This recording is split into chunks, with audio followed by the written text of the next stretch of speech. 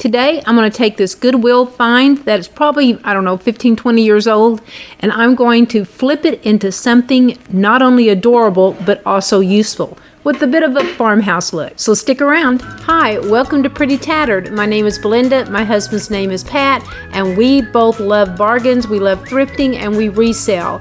And today we have something special for you. We have a Goodwill find that we're going to turn into something useful and absolutely adorable. Grab a cup of coffee and let's get started. Okay, the first thing I want to do is remove these knobs. They're pretty, but they just don't work for what I have envisioned for this cabinet. I really love these little cabinets, and from time to time I find them in thrift stores, and I have no idea what they were originally made for. They just don't seem to have a real purpose. I've already restored one of these, and I kept it, and I plan on doing the same thing that I did to that one because I absolutely love what I did with the one that I kept. These knobs I'll keep for another project. This one's on a little bit different than the other. As you can see, it doesn't go all the way through.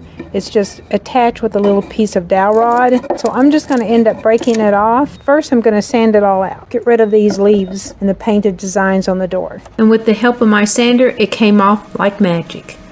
To be honest, this stuff was really hard to get off. It doesn't look like it would be, but it is. Next, I was going to take the door hinges off, but one of them was stripped and I couldn't get it off, so I'm going to have to leave them on and just paint the door hinges the same color that I paint the rest of it. Next, I took some brown wrapping paper and I cut it just a bit smaller than the area I need to keep the paint from. And then I took some blue tape and I just taped it down in that area, and now it's all ready to be spray painted. My plan here is to stain part of it and paint the rest of it. Now I'm going to use the golden oak stain to stain the drawer, and then later I will stain the front door and the top part of the cabinet.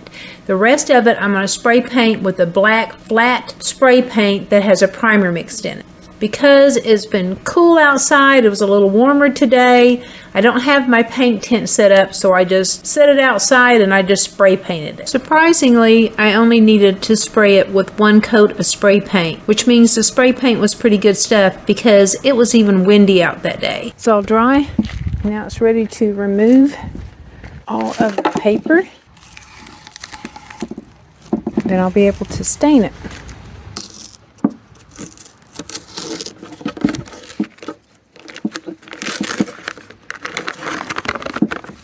Looks like it came out really good. That looks great. So now I'm just ready to stain it. I didn't paint the bottom, but I think I'm going to leave it like this. Okay, I'm going to take a little bit of the golden oak. Just going to do it on a rag. And I'm just going to rub it in until I cover the whole thing. Not really going to hurt the black paint at this point. So I'm just going to go along this edge as close as I can, and we're going to antique it as well with some ink, give it a little bit more of an aged look in the stained area so it blends in with the black. I really like this golden oak stain. It's really nice against black.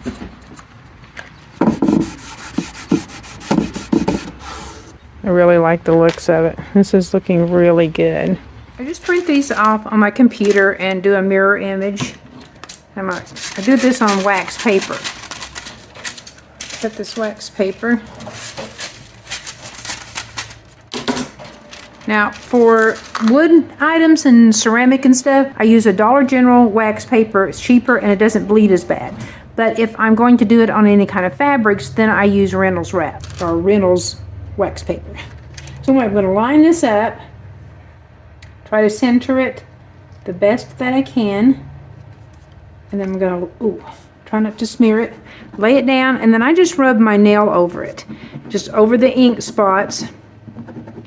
Try not to move that paper because that's what's going to mess it all up.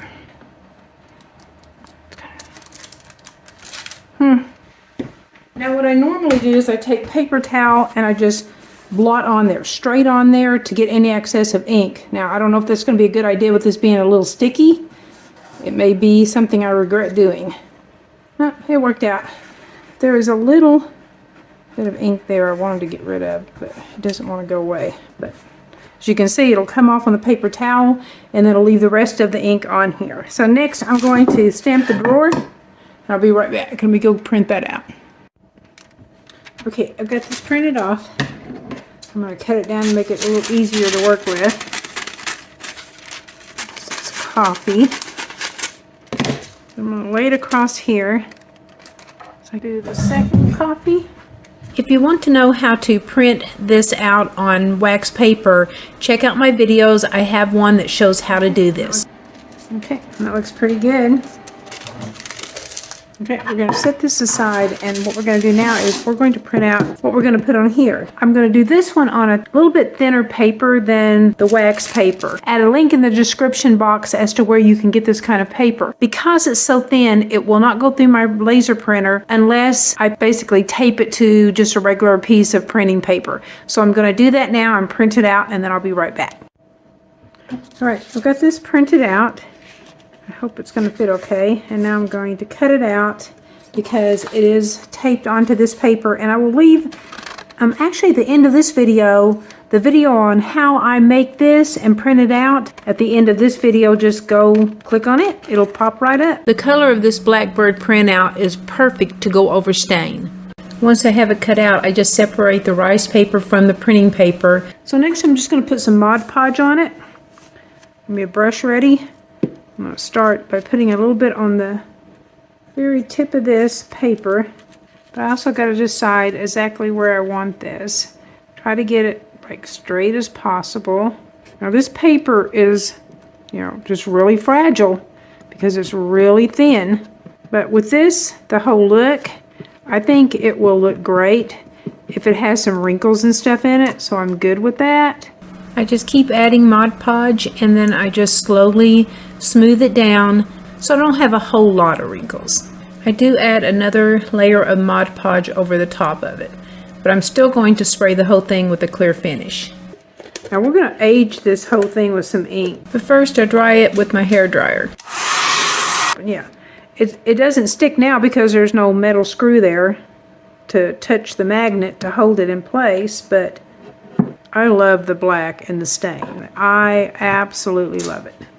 Maybe I'll go ahead and put the knobs on, and then I'll antique it after that.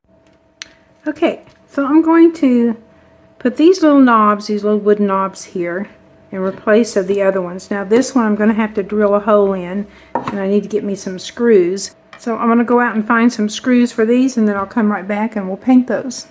After I found something to hold the knobs in place while I paint them, I painted both of them with a flat chalk paint. It's Waverly brand, and then I just blow dried them. So now I'm just screwing the knob back into place, and the back of the screw touches a magnet, so now the door will stay closed. It's working, and I will need to drill a hole in here for the drawer.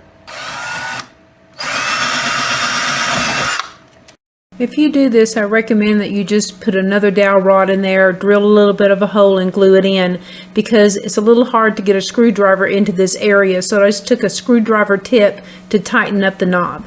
Now it's time to age it up a little bit with some ink, and I love using inks. I'm going to start off with a little bit of black, brush a little black on here. I like this much better than doing the antiquing wax. If you want the whole surface to look older and darker, then I suggest using antiquing wax. But if you just want the edges to look old, always use ink. And ink just looks really good on stained surfaces. Because I really like the way brown stain looks over the black stain, I'm going in with some walnut stain. Then I'm going to take my brush and I'm just going to blend it all in together. And I'm going to do this also on the door and on the drawer. Oh yeah, in case you wanted to know, I'm using distressed ink. The black is called black soot and the brown is walnut stain. When I do the drawer, I also take the brush and some ink and go around the knob because I want it to have that aged look that a lot of people have handled the knob. Okay, now it just needs a clear finish, but I want to show you the comparison of the one that I did for myself.